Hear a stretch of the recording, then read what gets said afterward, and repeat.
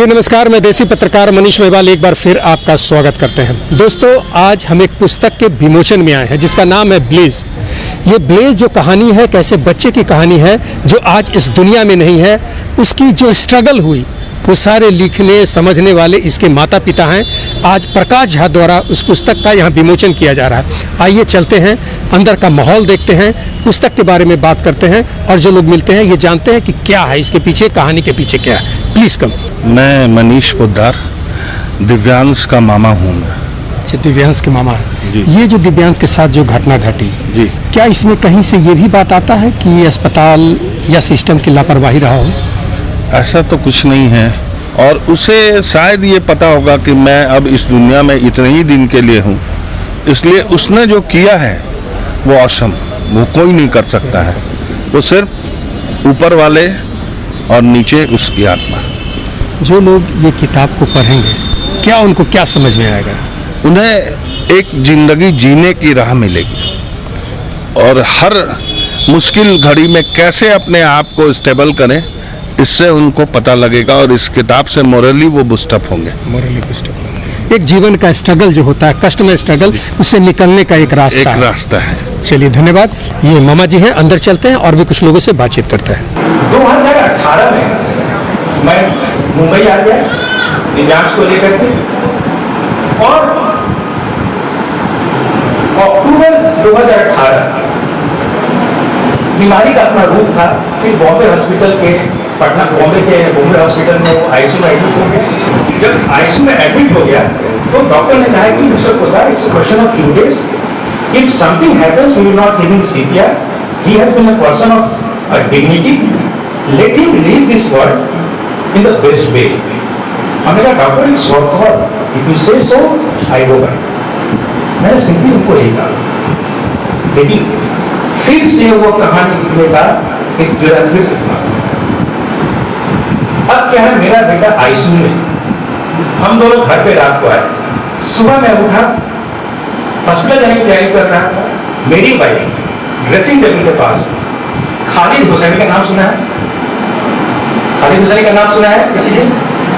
खालिद हुसैनी बहुत celebrated writer है और वो kite runner, thousand splendid suns, the mountain एकोर्ड, इस कहानियों के लिए जाने जाते हैं। बहुत सेलिब्रेटेड राइटर है, यूएस से। हमने उनकी तीनों कहानियां पढ़ी हैं, दिव्यांश ने पढ़ी थी, तीनों ने भी पढ़ी। कि खालिद हुसैनी का बुक लेकर मुझसे बोलती है, can you request this person to write a story about our son? कितना अनरीजनेबल डिमांड था। मेरी हैसियत क्या थी, मैं साधारण आदमी, लेकिन मैं डिसअपॉइंट नहीं करना चाह रहा। वो कहानी बनने की जर्नी थी, प्लीज समझिए, मैं डिसअपॉइंट नहीं करना चाह रहा था। मैंने कहा बिल्कुल मैं ट्राई करूंगा। और मैंने बेवकूफ आदमी की तरह खालिद हुसैनी मेरे वेबसाइट पे गया, मैंने टाइप किया, look mister Khaled Hosseini, I have an interesting story to tell you about your son, if you are interested can you please contact me such and such email और मोबाइल नंबर। ऑब्वियसली उनको contact नहीं करना, मुझे पता था, मैं तो इनको डिसअपॉइंट नहीं करना चाहता। मैंने लिखा, लेकिन तब मुझे लगा कि नहीं, एक कहानी जो मैंने छोड़ दी थी पहले, इसको फिर से आगे बढ़ानी होगी। मेरा बेटा अभी आईसीयू में था, मैं निकला शहर में, बॉम्बे शहर में, लेखक को ढूंढने के लिए। मैं लेखक को ढूंढ रहा था और कुछ समझ में नहीं आया तो क्रॉसवर्ड चला गया जेम्स कॉर्नर में, जहां सबको पता होगा। क्रॉसवर्ड में मैंने पूछा एक स्टोर बॉय से, can you tell me name of any eminent author of this city who can write biographical story? वो मुझे जब देखा, मैं गलत आदमी को पकड़ लिया उसने। उसने दूसरे आदमी की तरफ इशारा किया और कहता है, वो उसका नाम हर्षिल है, बहुत प्यारा इंसान है वो भाई। वो मार्केटिंग हेड क्रॉसवर्ड था, उनसे बात की। मैं उनके पास गया, उन्होंने पता नहीं मेरे चेहरे पे क्या देख लिया, एक ऑथर के सामने में खड़ा कर, उसका नाम दिया, नाम नहीं बताऊंगा। मैंने ऑथर को कॉन्टैक्ट किया व्हाट्सएप पे, उन्होंने फटाक से जवाब दिया, no you have a very interesting story, I would like to write about him, so when can I come? You come to the Bombay hospital, you can see the character. मेरा बच्चा अभी भी आईसीयू में, life and death के brink पे, हम कहानी लिख रहे थे। वो कहानी कंसीव कर रही थी।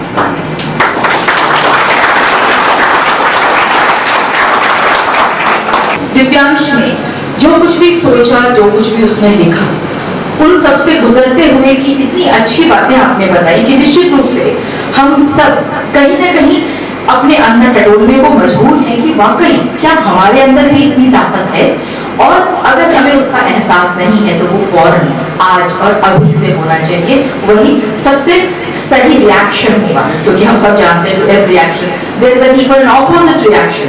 सो आइए अब आगे बढ़ते हैं और जानते हैं कि ब्लेज से रूबरू होने वाले लोगों ने अपने क्या रिएक्शंस दिए हैं। तो इस श्रृंखला में मैं सबसे पहले परेश मैती जी का ऑडियो वीडियो आपके सामने रखना चाहूंगी। परेश मैती भारतीय चित्रकार हैं। It's a journey of everybody's life, and it will show the new path to everybody once they read this book.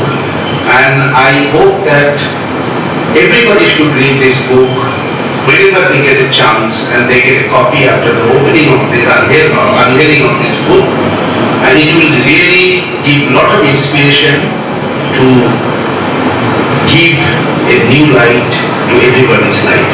एक ऐसे व्यक्ति को जो बहुत बहुत बहुत ज्यादा करीब रहे हैं तमाम समय अपने मनु के। जी हाँ, मैं बुलाना चाहती हूँ अंशु, यानी हमारे आज के ब्लेज के जो हीरो हैं उनके सबसे अच्छे दोस्त, भाई, कजन को। आइए। आमतौर पर भाइयों में एक अनकहा अनुक्रम होता है। छोटा भाई मंझले को देखता है, उनकी बातें सीखता है, उनको फॉलो करता है। मंझला बड़े को देखता है, उनको फॉलो करता है, उनको सीखता है। बड़े भी जो जीवन में सीखते हैं अपने छोटे को बताते हैं, नुस्खे देते हैं और आगे बढ़ते जाते हैं। पर मेरे दिव्यांश के साथ ऐसा नहीं था। उसने इस अनुक्रम को तोड़ दिया। हम, मेरे बड़े भाई, हम लोग दिव्यांश की ओर देखते थे। ऐसा हजारों बार हुआ होगा कि मैं और मेरे भाई किसी परिस्थिति में हो, हमें परेशानी हो, और हमने एक दूसरे को कहा है कि मनु का उदाहरण देखो, मनु कर सकता है तो तुम क्यों नहीं कर सकते, और हमने अपने आप को प्रोत्साहित किया। दिव्यांश ने इस तरह से अनेकों बार हमें प्रोत्साहित किया है।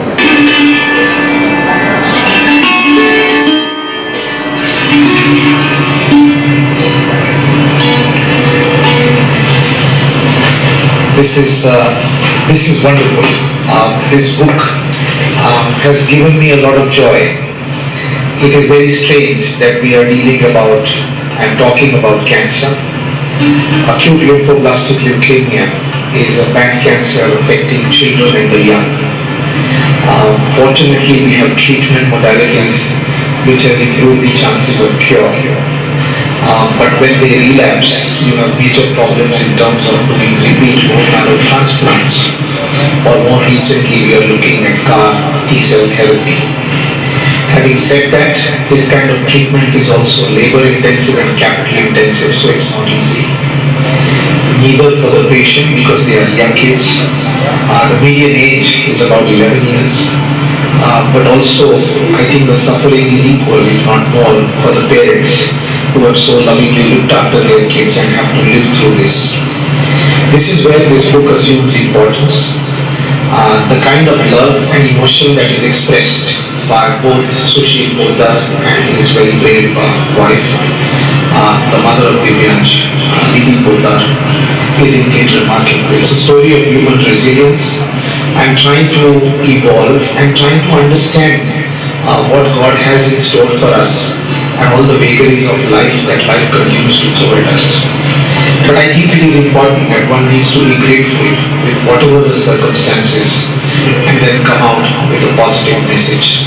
And this, more than the parents, it is the son who has written a beautiful book, I would say, in terms of his poetry, his emotions, his depth of sensitivity, and it's going to inspire not just patients with cancer and other kids who are affected by ALL, but so many people around in the world. Please accept my congratulations for an outstanding. 14 अगस्त को बॉम्बे में हम लोगों ने book release किया। फिर बहुत खुश भी थी कि बहुत दिनों से देखा और कुछ पूरा होने जा रहा है। और एक डर भी था कि इतने लोगों के सामने मैं बोल कैसे पाऊँ, मैंने तो कभी इतने लोगों को फेस की नहीं। लेकिन दिव्यांश की वजह से मैं बोल भी पाई और शायद सबके दिल को छू भी पाई। आज यहाँ मैं बहुत ज़्यादा इमोशनल हो रही हूँ। उसका रीजन ये है कि यहाँ मेरा मायका भी है और ससुराल भी, और मेरे बेटे की जन्मभूमि भी यही है। और वर्षों से मैं उसको यहाँ लाना चाहती थी लेकिन ला नहीं पाई। बस लगता था जल्दी से ठीक हो जाए, मैं उसको लेके आऊँ उसके साथ। हाँ, लेकिन वो आ नहीं पाया और चला भी गया। फिर मुझे लगा कि अब मैं कैसे जाऊंगी, उसके बिना मैं जा नहीं सकती।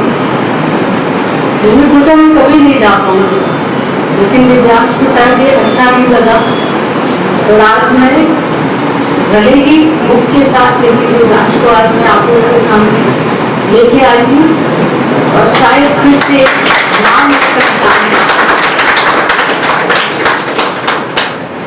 इसके पहले सबसे मैं प्रकाश का बहुत बहुत धन्यवाद करना चाहूँगी कि जब मैं इनके पास हम लोग गए तो उन्होंने बताया कि बहुत दिनों से मैं पटना जाता हूँ लेकिन मैं पब्लिक में नहीं जाता हूँ क्योंकि कुछ रीजन मुझे नहीं जाता। फिर भी हम लोगों ने बोला कि एक बार बुक पढ़ ले, फिर देखते हैं, बस ब्लेसिंग चाहिए आपका। उन्होंने बुक पढ़ा और बस शायद दिव्यांश ने छुआ, मुझे नहीं पता। उन्होंने बोला मैं जाऊँगा आपके साथ। उन्होंने अपने वर्षों पुराने एक चीज को तोड़ा दिव्यांश के लिए। और मुझे बस मैं माँ हूँ तो मुझे दिव्यांश के लिए बहुत प्राउड फील हुआ कि वो इतने बड़े आदमी को हाथ पकड़ के अपने साथ में खुद भी आए और इनको भी आप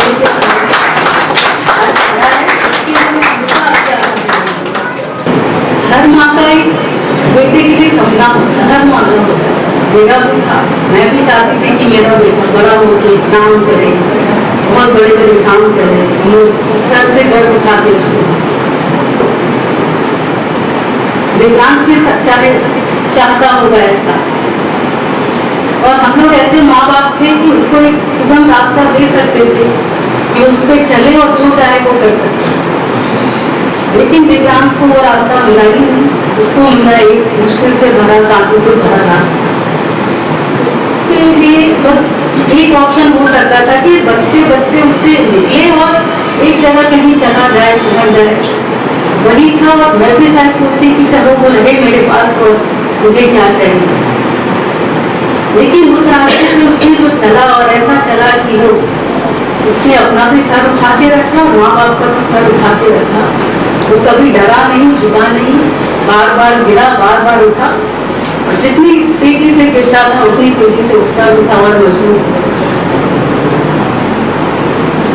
मुझे भी लगता था चलो दिव्यांश कुछ तो कर लेगा जो हम लोग चाहते हैं। लेकिन उस रास्ते पे चलकर उसने ऐसा चीज अपने लिए ढूंढा और शायद सबके लिए जो शायद वो सुगम रास्ता उसको नहीं दे पाता। वो उस रास्ते पर सिर्फ अपने लिए चल रहा था, वो किसी को नहीं देख रहा था। उसकी लड़ाई खुद से थी और खुद से ही थी हमेशा। इस किताब का पढ़ने के बाद मुझे ऐसा लगा क्या क्यों लिखी गई है किताब।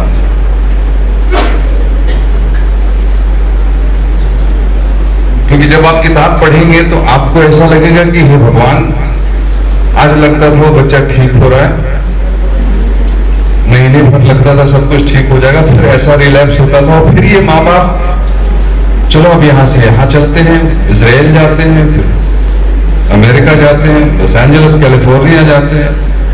पता नहीं किस तरह से कौन किन्हें ड्राइव कर रहा था।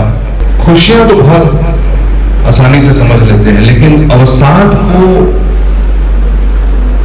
पाट पाना, उसमें साहस के साथ उसको झेल पाना और इवेंचुअली उस जीवन को सेलिब्रेट करना, ये बहुत बड़ी बात है। जीत जो होती है और जीवन जो होता है उसको हम सब सेलिब्रेट करते हैं, ये जानते हुए भी कि मृत्यु निश्चित है।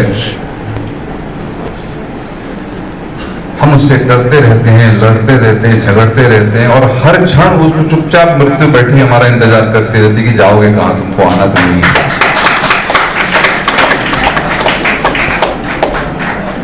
और हम कोशिश करते रहते हैं कि हम मतलब नौजवान बने रहें, अजेय बने रहें, लेकिन ऐसा कुछ होना नहीं है। तो इस जीवन को हंसते साहस के साथ समझते हुए सेलिब्रेट करना ही सबसे बड़ी बात है। बहुत बहुत धन्यवाद आप लोगों का। Thank you very much. तो दोस्तों आपने देखा, ये थे ब्लेज जो किताब है, इसके इर्द गिर्द घूमने वाले किरदार, ये जीवंत किरदार हैं जो जीवन में फेस किया, जो जीवन में महसूस किया। बच्चे के साथ जो घटनाएं, दुर्घटनाएं हुई, आज वो बच्चा नहीं है और वो उनकी आत्मा को शांति दे, लेकिन इस पुस्तक के मार्फत वो अभी हम लोगों के बीच जिंदा है। धन्यवाद। देखते रहें देसी पत्रकार मनीष महिवाल ब्रेकिंग बिहार के साथ।